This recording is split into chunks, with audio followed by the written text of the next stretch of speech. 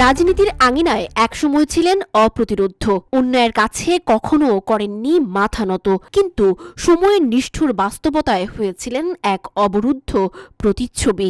বাংলাদেশের ইতিহাসে যিনি তিনবারের প্রধানমন্ত্রী, যিনি যুদ্ধাহত মুক্তিযোদ্ধার স্ত্রী, তিনিই ছিলেন বন্দিত্ব, অসুস্থতা আর অবিচারের শিকার এক রাজনৈতিক প্রতীক। যে রাজপথ একসময় মুখর ছিল তার কণ্ঠে উচ্চারিত গণতন্ত্রের প্রত্যয়ে, সেই পথ হয়েছিল স্তব্ধ। রাজপথ থেকে গুলশানের বাসভবন ফিরোজা, সবখানেই ছিল শূন্যতা, নীরবতা আর দম বন্ধ করা নির্বিচার প্রশাসনিক নজরদারি। RICL TMX, যুগের পর যুগ স্থাপনা থাকে মজবুত। নিঃসঙ্গতা, অসুস্থতা ও অবিচারের ঘেরাটোপে থেকে তিনি আজও হয়ে আছেন এক জীবন্ত প্রশ্ন, যে প্রশ্ন বাংলাদেশের গণতন্ত্র, ন্যায় বিচার ও রাজনৈতিক সহনশীলতার ভবিষ্যতের দিকে তাকিয়ে থাকে।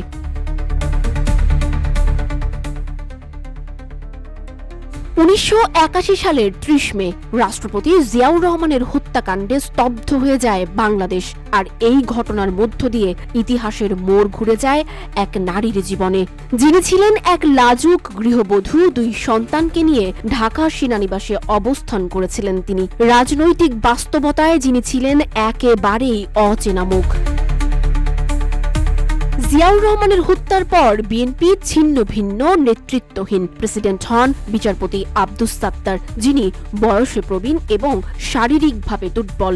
সে সময় অনেকেই চাইছিলেন নতুন এক মুখ দলকে সামনে নিয়ে যাক। সেই সময় উঠে আসে একটি নাম, বেগম খালেদা জিয়া। মওদুদ আহমদ তার বইতে লিখেছেন, বেগম জিয়া যদি প্রার্থী হতেন তখন অন্য কারো কথা উঠত না। আর মাহফুজুল্লাহ বলেছিলেন, রাজনীতি তাকে আকস্মিকভাবে টেনে নিয়েছিল, যদিও তার মন রাজনীতিতে ছিল না। 1982 সালের 3 জানুয়ারি খালেদা জিয়া আনুষ্ঠানিকভাবে বিএনপির প্রাথমিক সদস্য হন। ধীরে ধীরে তিনি রাজনীতির মাঠে সক্রিয় হয়ে ওঠেন। এরশাদ বিরোধী আন্দোলনের সময় তিনি হয়ে ওঠেন গণমানুষের কণ্ঠস্বর।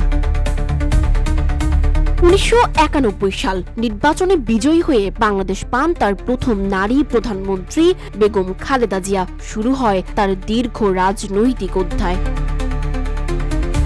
2001 সাল আবারও ক্ষমতায় আসেন বেগম জিয়া, কিন্তু এবার শুরু হয় বিতর্কের অধ্যায়। দুর্নীতি, সাম্প্রদায়িক হামলা ও প্রশাসনিক পক্ষপাতের অভিযোগ ওঠে তার সরকারের বিরুদ্ধে।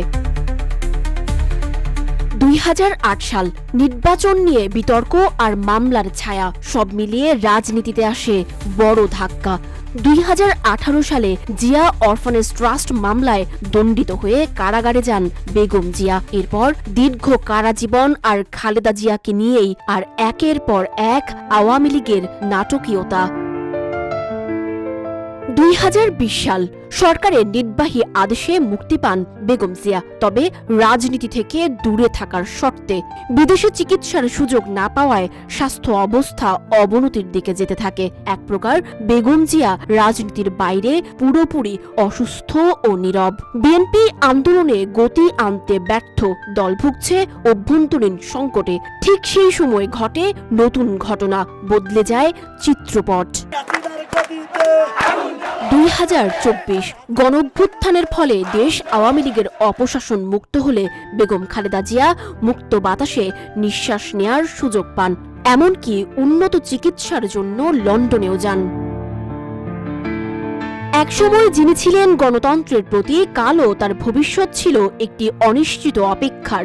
রাজনীতির মঞ্চ থেকে বিদায় না নিয়েও যিনি এক প্রকার বিদায় নিয়েছেন রাজনীতির মাঠ থেকে। কিন্তু না, আবার নতুন উদ্যমে দেশে ফিরছেন বেগম খালেদা জিয়া। অস্ত যাওয়া সূর্য আবার নতুন আশার দীপ্তি নিয়ে উদিত হচ্ছে পূব আকাশে। সাধারণ মানুষের মনে আশ্বাস, দিনবদলের হাওয়া দ্রুতই দোল খাবে ধানের শীষে। গৃহবধূ থেকে প্রধানমন্ত্রী, একটি যাত্রা, একটি লড়াই, একটি ইতিহাস।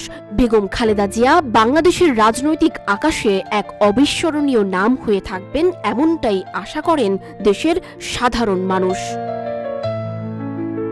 সানজিদা আফরিন, সোনিয়া, রূপালী বাংলাদেশ।